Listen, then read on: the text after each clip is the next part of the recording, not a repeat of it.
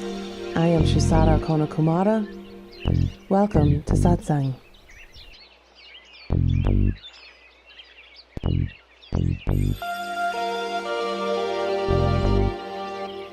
You are beginningless.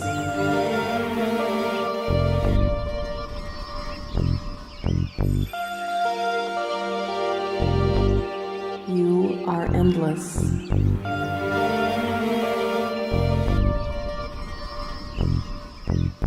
You are divine.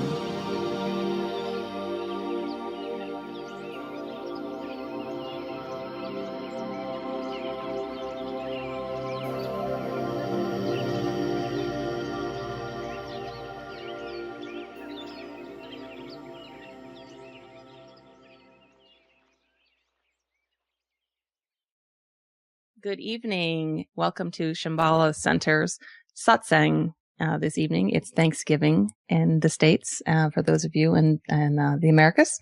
I thank you for coming tonight and listening. I know that there are lots of other things you could be doing, and we certainly appreciate having you with us again for Satsang. Let's get started with a protection. If I can ask everybody to take a deep breath, get yourself centered.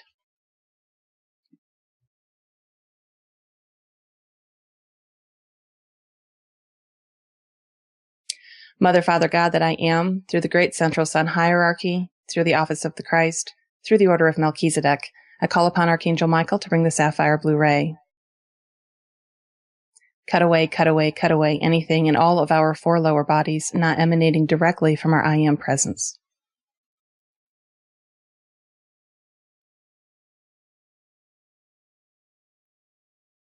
I now call on Archangel Zachiel, keeper of the violet flame. Blaze, blaze, blaze the violet flame through all of our four lower vehicles. Transmute, transmute, transmute all the psychic debris Michael has cut free. I now bring forth the invincible ring pass knot and the mirror blue light of invisibility to completely surround each of us. And I call forth a shaft of pure Christ light for each one of us. I ask that Christ light surround us and that these tubes of light go down to the center of the earth, where I call on Archangel Gabriel to seal them. And I ask that the legions of Michael completely surround each tube of light. And now I ask that our vibrations be raised high above the psychic and astral worlds to the highest realm of illumined truth we each can attain at this time.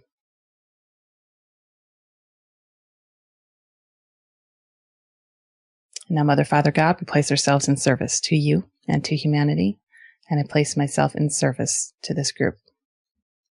We ask that only that which is direct from you be permitted into our perceptions, and that all else of the lower mind be kept out. And we ask that only that which is direct from you be permitted through us. And because we have asked this, we consider it so. So be it. Wonderful. So I am joined once again by PLAN.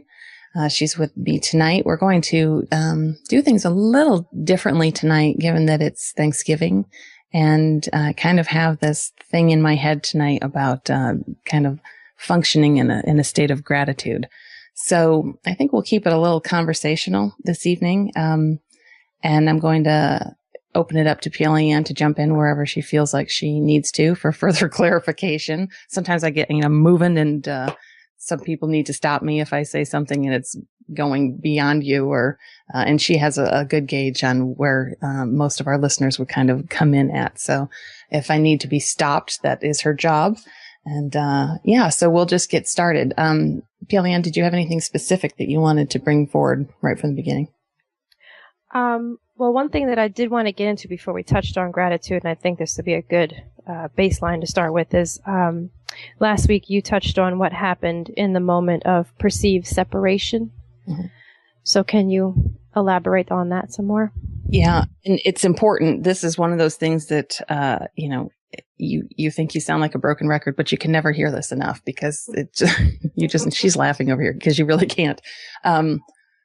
Okay, so let's go back to the moment of what we would call like the fall, the fall of consciousness. In a moment, and you have to bear with me because language itself is polarized. So when I say in a moment, that's not accurate. There is only the one eternal moment. But so, pardon my language here, but in a moment, consciousness had an experience, and the experience that it had was, I'll keep it extremely basic tonight. So let's look at it from a place as if you imagine for a moment that you are part of all that is. I'm going to take this, actually, this is a good way to do this. I'll take this back to the concept of growing within a mother's womb. Okay. For that baby that is growing inside a mother's womb, the mother is part of the baby, right? And the atmosphere that the baby is living in, everything that it's experiencing with its senses, is all part of it. It has no concept that this woman who's carrying the child is separate from the child. There's no concept of that at all. So all it knows is this is what it is. The sum total of what it is are all these things that it experiences. And then through the birthing process, and especially at the moment of birth, now this little consciousness has a completely different experience where it can literally look back on what birthed it. And in that moment, if we look at it from the perspective of birthing a baby, now imagine consciousness is the baby. In that moment, the baby would experience a sense of detachment, a sense of being separate from where it was, and a whole new understanding of, and even confusion about who it is and what its place is. So if we look at consciousness in general, we can say that consciousness had that experience. And that experience was that it was part of something, and that it wouldn't even necessarily know what it was part of because it's all it knows, correct? So if imagine it this way, if you are all that is, how do you know what you are, right? Because there's nothing to bounce that off of, right? Here in polarity, you're kind because you know the meaning of being unkind, right? Okay, so if you're all that is, then it leaves room for what are you and what are you not, if there's such a thing.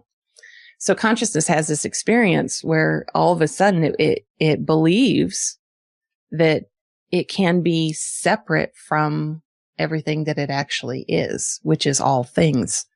But it has the experience of the baby. And in that experience, consciousness is in the space of, oh, I'm this now. I'm me. So in that moment, all of these, like I said to you last week, all of these things happen. Literally, they come into being simultaneously. But the most important thing that actually happened in that experience is what we refer to as the primal imprint. And I want you to, if you can just imagine for a moment that let's say you are the baby, right? And in the moment, if the baby was capable of forming thought the way we do in reasoning, what would the baby say in that moment when it's expelled out of the mother's body?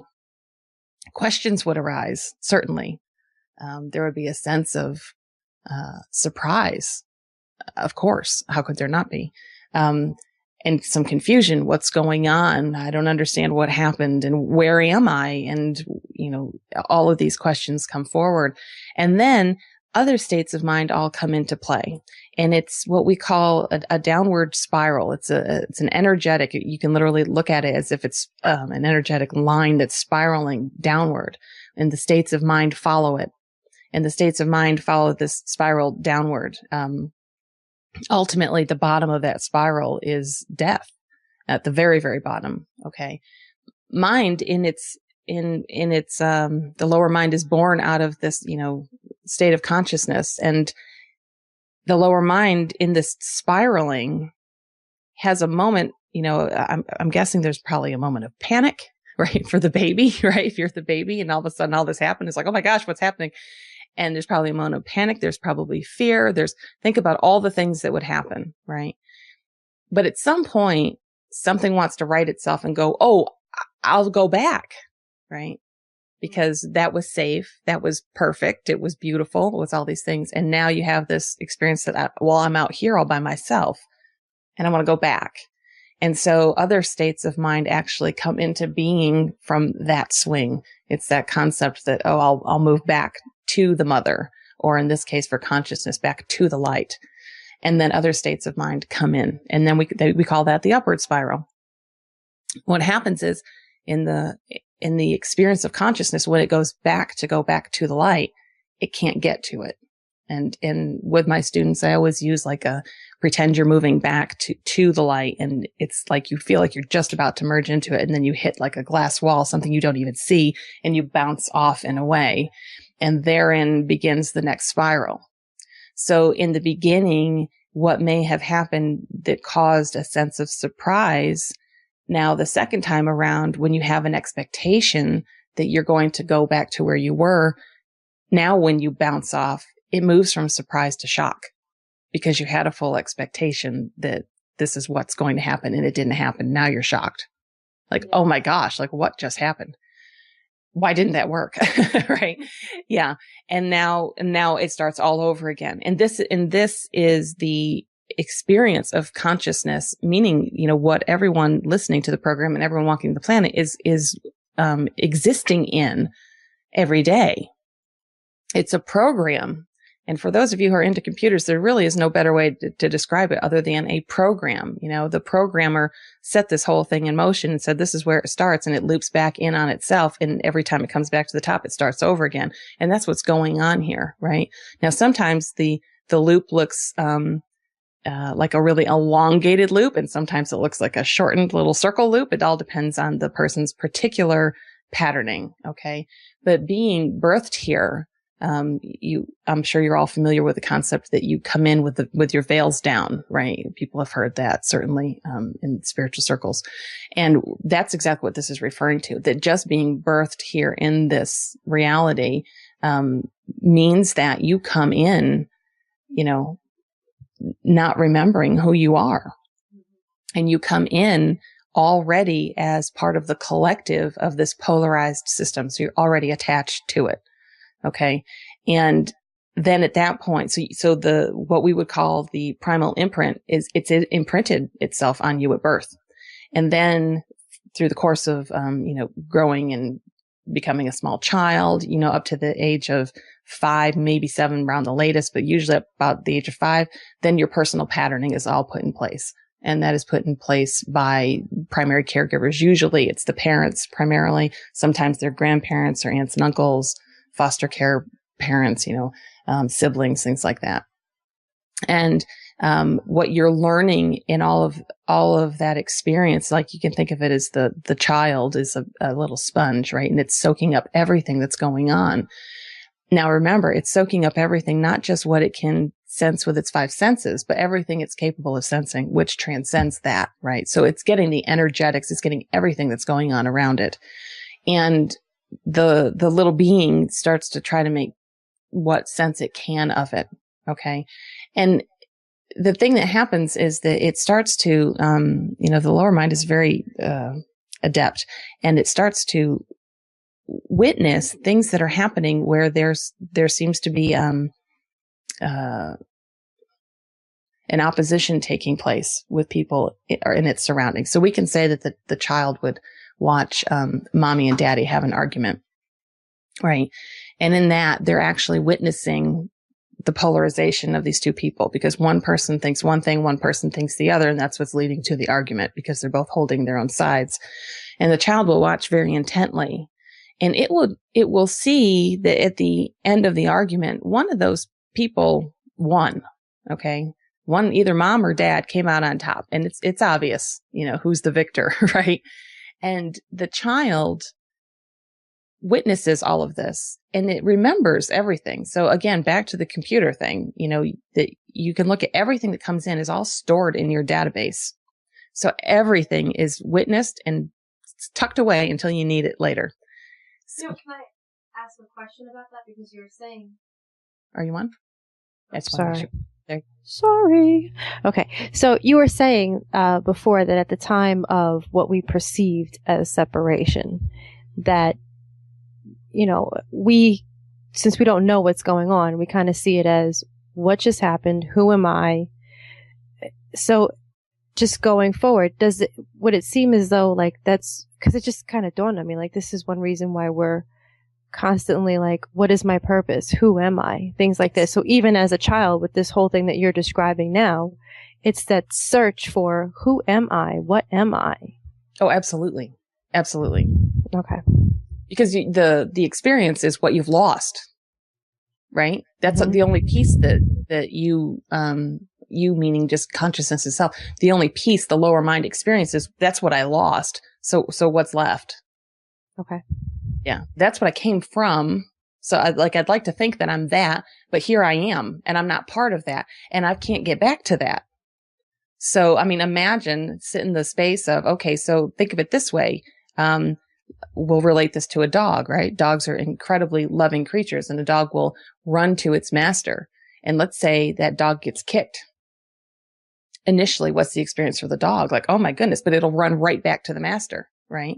To go back to that source of love. Well, if that dog gets kicked over and over and over again, at some point that dog gives up, doesn't it?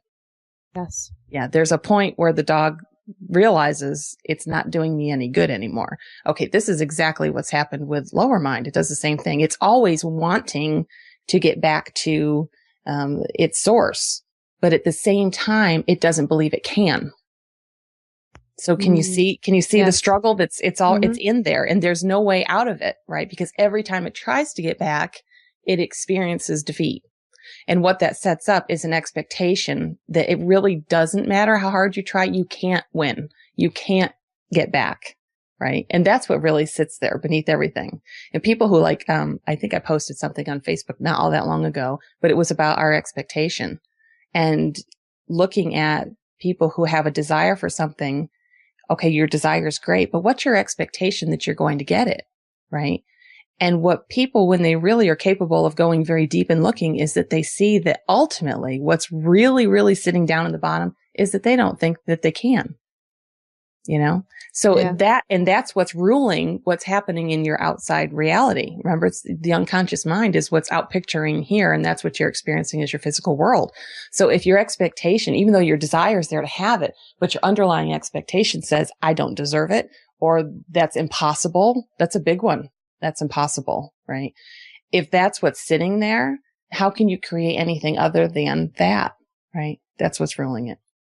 So that's the experience of the lower mind. And when I say the lower mind, I'm talking to all of you. That's your personal self. All right. It is the lower mind, and the lower mind is singular.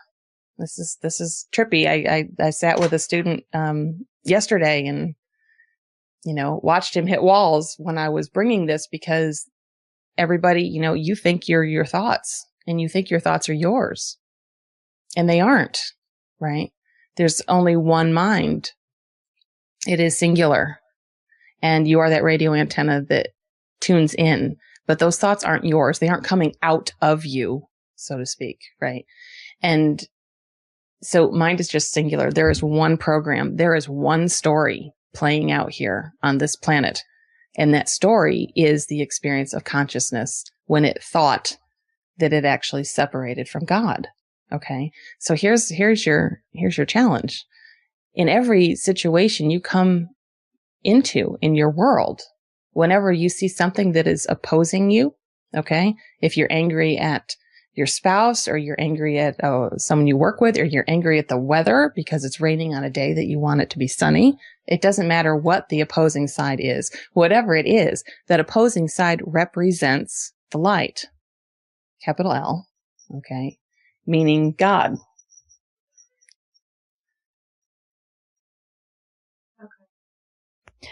But did you want to go back to the explanation about the child and watching his parents and picking the winning side?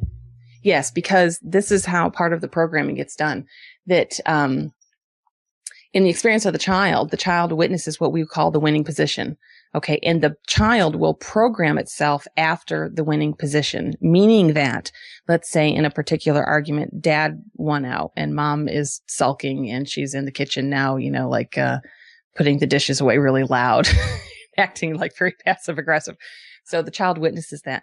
It will program itself after what dad did, meaning that consciously it will take that on. So when it moves into a situation in its own world where it's, perception is that a similar situation is coming and it has to find a way to relate to the situation, it will purposely pick the father's position.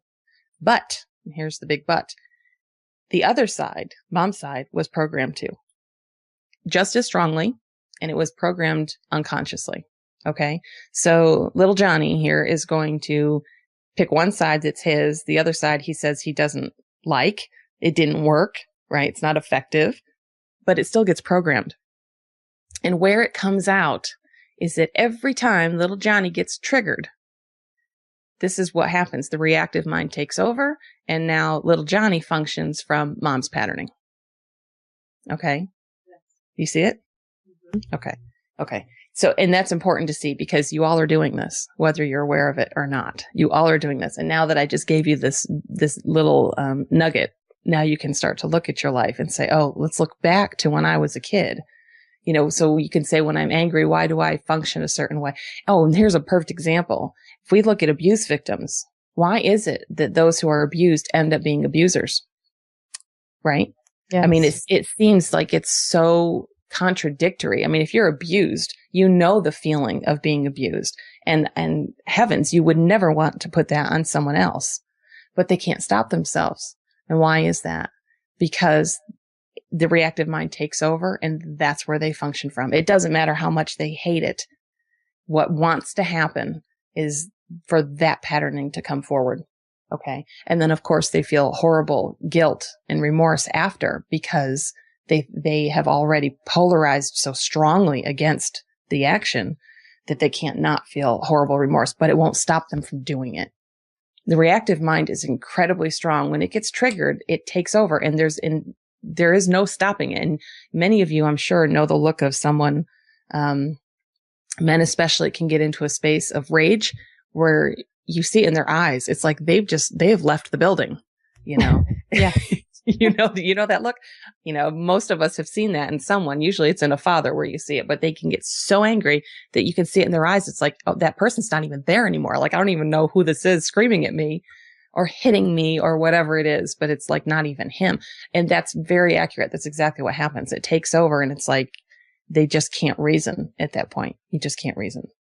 So one of the we're bouncing all over tonight, aren't we? One of the best things that you can do is actually if you struggle with anger, but this holds true for anybody, but really if you struggle with anger to the point where if you get triggered, you feel like you have to do something, the absolute best thing you can do is to go find a place where you can sit and be away from people, whatever, and just sit and don't move. Don't do anything, but just sit. It will be probably the hardest about 5 minutes of your life, because the energy is, you have done this. I see. The energies. Now remember, I talked to you before, like the quantum physics holds a lot into our work, and, the physics of the body, like all of it all comes together into this beautiful package. But what is happening is that when a belief is triggered, okay, by some kind of opposing force, and now you stand in a place where you have to go against the opposing side. You have to maintain your own position, because, you know, heaven forbid our beliefs get challenged, right? You know, I know what's right and what's real, and don't tell me anything different. And I'm going to hold that position, right? So, and that's where everybody stands. Even if you think you're open-minded, I promise you're holding a lot of that. Everybody does. So in these moments, what happens is you get challenged, and then this reaction kind of takes over. And, I just completely bear with me, because these things come and go, and I forgot where I was coming from with this. Oh, sitting still. Okay. So when it comes, if you can detach yourself from the situation. Now I'll use myself as an example. Okay. I have 3 children. So let's use my oldest child of the 3. He's the one who's most likely to trigger me. Right. So let's say that my oldest triggers me. And in that moment, if I can stop myself from taking some kind of action against him that is not, productive, certainly, and remove myself from the situation and go sit, what happens is creates an interesting situation. In the moment when you've been triggered, the chemicals and the synapses all start firing in the brain. Remember, the synapses are all created in this incredibly complex matrix, and it's all based on all the beliefs that you hold and all the roles that you've taken on for yourself. And so it's all this huge spider webby mishmash of synapses that will fire, and they'll fire in a particular order based on whatever belief it is that's getting challenged. So when they fire, the brain sends out this chemical cocktail that is directly related to whatever has been challenged. Okay. So if you're being challenged with jealousy, that's going to be a completely different reaction chemically in your body than if you're being challenged with love. Oh, well, I wouldn't call that a challenge. How about jealousy? Did I say jealousy first? You did say jealousy. Okay. How about the second one? How about embarrassment? Okay. Okay. So each one is going to have its own thing. Well, with something like anger, and if you go really deep and take it to rage, that chemical martini is really potent, right? Really, really potent. And the brain sends these chemicals out into the bloodstream. And what the chemicals do is they literally look for receptor sites where these chemicals can dock in. And for those of you, if you want a better understanding than I'm going to give you in this short time, I would highly recommend watching What the Bleep Do We Know? Because this is perfectly described in that movie. But these things are all running, so they're looking for these receptor sites. And what happens is when you take action normally, okay, and for those of you who already have an understanding of what the swing is, which we haven't gotten to yet, but when you take action, that actually is the swing. It will take you out of the negative states of mind, and it will start swinging you over to the positive states of mind. Literally, concurrently with that action is the docking of the chemicals into these receptor sites, and endorphins get released. So when this happens, you're getting an endorphin rush, right, in the body. That's why you feel better. So when someone is enraged and they haul off and hit a person, literally taking that action and the hitting, even though they can say that consciously they don't think it's the right thing to do, it actually makes them feel better because all of those chemicals had an opportunity to dock in the body. The endorphins are released and you actually experience that. Now people will argue with you that that's not what's happening. Yeah. I love the saying, the parent who would, in the olden times, they would like get a switch and they'd, hit their kids with a switch and they'd say, believe me, this hurts me more than it does you. Right. Like, oh no, I don't think it really does. Right. Because you're actually now you'll feel guilty about it after, but in the moment, it actually is serving to make you feel better. Okay. You wouldn't continue to do it if it didn't serve you in some way. All right. Sitting still is a beautiful thing because the chemicals have nowhere to dock. Right. Because you've taken that component out.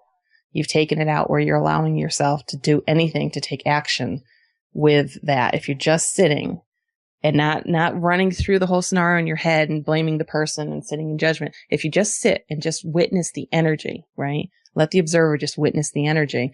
What you'll find is something very specific happens. It's the energy in the body. It spirals, right? And I keep talking about the downward spiral. Well, you will feel it in the body, spiraling.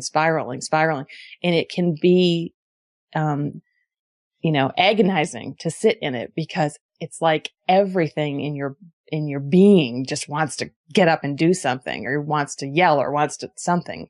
But if you don't allow it, what you will witness is that after a little bit of time, it's like once that energy recognizes it has nowhere to dock, it literally has to dissipate and it will leave you.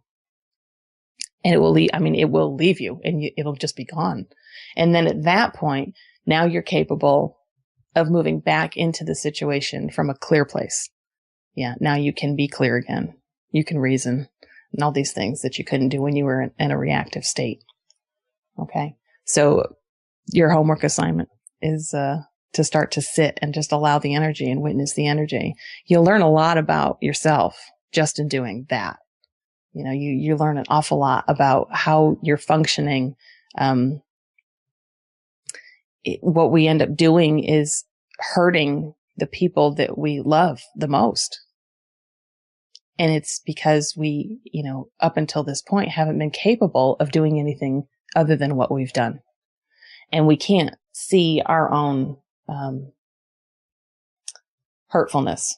It's probably the best way to say it. We can't see it. We can't witness it because we're so self-righteous in how we're functioning. So if I see something in another person in my family sees something else, it's almost like I feel like I owe it to them to show them how they're wrong. Right. And it's a very selfish way to function, but that's how everybody functions. Like, no, you're wrong. And this is how it is. And the way that people go about doing it is very hurtful. It's very diminishing to people. And there are ways that we can show someone that their understanding could be clearer, right? Without diminishing them, without being harsh. Just the way parents tend to be with their kids is often just very short, just kind of cut them off and know you're wrong. And there it is, right? And what they can't experience is that they can't stand in the space of the child who just got hit with the energy of that. And now they feel, like they're 2 inches tall. They just want to curl up and hide someplace. But we can't experience that because we're so in our own thing. And we can justify our actions and we can say, oh, it doesn't mean anything. Well, in our own reality, maybe it doesn't, but you're not sitting in the reality of the other person. And that's the beauty of doing deep work, is that you become capable of actually standing on both sides. And remember, I said, I've said right from the very beginning that we aren't here to change anything. We're here to see through it. So you're not doing this from a space of, I don't want to be that way anymore, so much as I want to understand why it's all happening. And when you truly see it and understand what's going on, then the stuff that isn't loving, it just falls away. And it does change, right? But you aren't the one trying to change it. Do you see the difference? Because there's a difference there. Yes. Okay. Yes. All right. Which that would be a perfect segue into gratitude, because one thing that I've noticed when you said that you wanted to talk about that tonight, I've thought about gratitude, and I've realized that how I saw gratitude before I started the work and the way I see it now is completely different. Mm-hmm. And I guess it's because we're moving from a place of selfishness, really. Even it's still conditional. Mm-hmm. So you said you want to talk about gratitude, so I'm excited about that. Well, why don't you've been with me for quite some time, and you've done very deep work. So why don't you share with us what your experience was? When I look back on what I was grateful for back then, it was things like, I would say, like, I'm grateful for my family and things like that. But the way I see everyone now is so different. Yeah. than the way I saw them back then, So, and I realized that I really wasn't grateful for them. Mm-hmm. They filled a need more than anything, really, what I thought I needed at the time. Now, I'm grateful for the experiences that they provide. Just the things that I've been able to see. And I'm grateful for, I can see them for who they are, and I can see the love that they really have for me. Mm-hmm. And I'm grateful for that. And I'm grateful for them allowing me to love them, quote unquote, better, but to really love them. Mm-hmm. Yeah. And the thing with gratitude, it's great that you bring it up the way you have, is, gratitude is programmed into you as something that you should have, right? Ha ha ha. Aha. You have a kid sitting at the table who doesn't want to eat his mashed potatoes. And you say, you should be grateful you have those mashed potatoes. There are children in China who would kill for them. I mean, how many people have heard something like that, right? So let's look at it. That makes an impact on a kid. It makes a really big, I mean, these things that what you don't recognize is that your words have such power. And you take a small child who doesn't have the wisdom, the experience, and everything is new to them. And all of this stuff is just being layered and layered and layered on. And it's building who that child is going to come up and be in the world. So now let's look at gratitude. Well, you should be grateful you have that. That's something that ran in this house with the electronics things, right? Kids have one electronic thing, and then now I need the next thing and the next thing, and you want to say, well, you should be grateful you've got what you've got. When we were kids, we didn't have that. You know, we were lucky when we got the first Atari, and we had that for 10 years, and you didn't have anything different. That was it, right? And it's easy to say it, right? But what does it do? What is it that it actually is creating in the child, right? It's programmed. It's all programmed. So now we're adults. And we're looking at what am I grateful for in my life? And so, it's Thanksgiving. It's a perfect day to look at it. What am I grateful for? And what are you really grateful for? I mean, think about it. Are you grateful? To say I'm grateful for my children, but then at the table, maybe you sit down to eat and it's like, you're going to go around and say something everyone's thankful for the year. I'm thankful I have my children and blah, blah, blah, and then dinner is halfway over and one of your kids, spills their milk and you're screaming at them. Already, right? How grateful are we really? Yeah. So it's like the story says one thing, but the actions say something very different. And I'm a big proponent for, your actions speak far louder than your words, because that's the truth of it. It's very easy to say, I love you, but to act in a way that shows love is a very different thing. So this is the thing with gratitude, that gratitude, isn't something that, in highest truth, it's part of your beingness. I mean, think about it. When you are in your heart space, it's hard not to be grateful for anything. Really. I mean, everything you witness is pure magic. I mean, when you're really in your heart and you are in the space of the very deep understanding that everything you are experiencing is actually emerging out of you, right? And that this experience, you come to a place where you recognize that you're only a thought. What am I? Well, I'm a thought, in the mind of God, just a thought. And within that, you start to witness the pure magic of everything here, to think that just energy itself can have the experience of physicality is completely mind-blowing. If you really, really stop and allow yourself to think about that everything here that you're looking at is just energy. It's light, right? It's light that somehow inside that brain gets turned into a picture.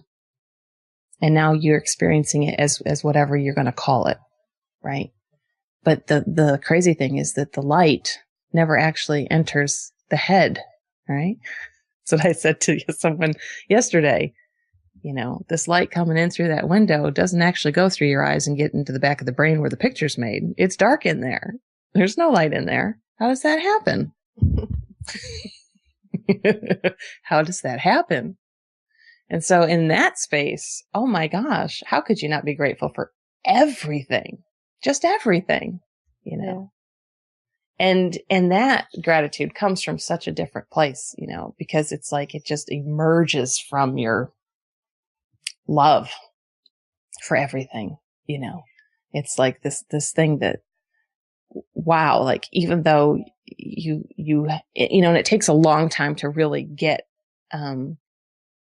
not just the mental understanding is easy. Mental understandings always are, but it takes a while to have the actual experience where you know yourself to be God, right? And to really allow that to sink in and take and consume you. And, but before then, you can actually have the understanding that I am God, right? And so, you're part of the all that is having this experience here. It's still just for me to even talk about it. It blows my mind just to sit and talk about it, because that's really what we're looking at here. What's happening here is a miracle beyond miracles, and everybody takes everything for granted. You think you're so important in your daily life, and in the reality of just the physical universe, you're not even a speck. If you look at our planet in the physical universe, it's not even a speck on the whole picture of what's out there. No, it's nothing. Absolutely nothing. And here we're all self-important, right? And that's how we function. Well, when you start to get an understanding of what's really going on out there, what's really going on in here, of course, they're both the same thing, right? It's like you find your place in it, and your place is so tiny, but at the same time, your place is the exact opposite, because you're all of it, right? And from that space, how do you not walk through your life grateful for everything? Everything. That means grateful for the car accident, right? Grateful for the person who's screaming at you at the grocery store because you took the last can of beans or something, right? Whatever it is, you can look at that person who's screaming, and instead of taking it personally as an affront to you, you can look and say, well, of course, if I was that person and I believed what I believed, of course, I'd be screaming too. Right. And so then instead of looking at that person and being offended by them, now we see them as, well, they're just being honest. Yeah. And why wouldn't you be grateful for their honesty? Right. Yes. Yeah. Yeah. That's a big one right there, because the initial thing for everyone is that if you get triggered, especially if you have someone who's angry with you, it's like the walls go up and you're ready to fight, and it doesn't need to be that. It's not personal to you. It's the program, right? We're always going to come back to that. It's the program. That person's just acting out of their pattern. You don't know what their story is. You don't know why that can of green beans was so important to that person. Who's to say? Yes. Right. And then when you can stand in that place, maybe in that moment, you decide to give it to them. If it's worth getting that upset over, maybe they need it a whole lot more than you do, right? No big deal. I'll go buy some frozen ones. It doesn't matter. Or we'll have corn tonight, right? So it allows you to back up. You need to get out of yourself. You really do. Everyone is so preoccupied with who I am, what I deserve, and what I need, and what you're not giving me, and what you should be giving me, and blah, blah, right? That we live in this really yucky, miserable space 95% of the time. And we have that little 5% window that pops in every now and again when we have fun. when we feel like we do have a sense of gratitude, but it doesn't need to be that way. It really doesn't. It doesn't at all. So is there anything else? I'm just trying to think. I have a specific song that I asked the guys at BBS if they would play for me tonight when we leave, because I think it speaks so beautifully to what we're actually talking about tonight. It's the concept that, she says in the song, I have failed you. She says, I closed my heart and I have failed you. And then she says, but I love you, how I love you. And I think that every time I hear this song, it really hits me to my core because I've had that experience, the experience where you can actually witness what was going on with this person that we'll call, me, and how I functioned from such a selfish place that I couldn't see how hurtful I was to you. And when you see that, what you see is that sense of, self-righteousness and indignation and all these things. What they do is it's an energetic that literally compresses itself around the heart space. the heart is always emanating out. It can't not do that. It is the divine in you, and it knows nothing else but to do that. But the identification with the personal self and all of those beliefs that are attached to it actually constrict the heart so that it isn't capable of expressing out the way that it naturally would be. And when you come into these moments where you see how hurtful you have been, and of course you understand that it was very innocent. There was innocence behind it. You did what you did because it was all you knew to do. I'm quoting Maya Angelou now. But when you knew better, you did better. And that's the point, that we can sit in that space where we see, oh my gosh, like, look at how I treated you. And it just wasn't, but I love you. I love you. So why would I do that? And then we see what was behind it. Again, we'll go back to the basic three: domination, manipulation, and control. And that's what's always behind all of it.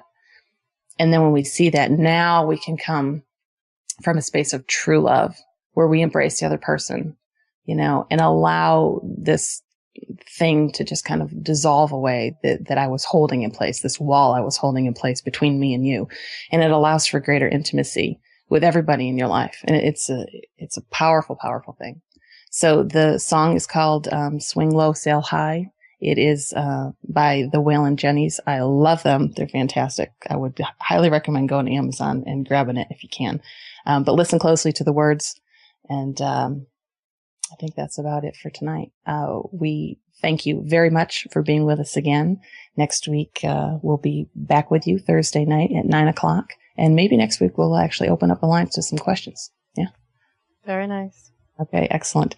Again, you can join us at theshambalacenter.org and on Facebook at the Shambhala Center. Much love to you. We'll see you next week.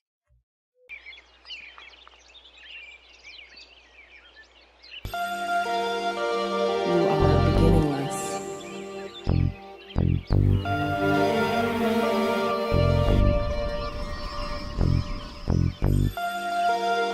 You are endless.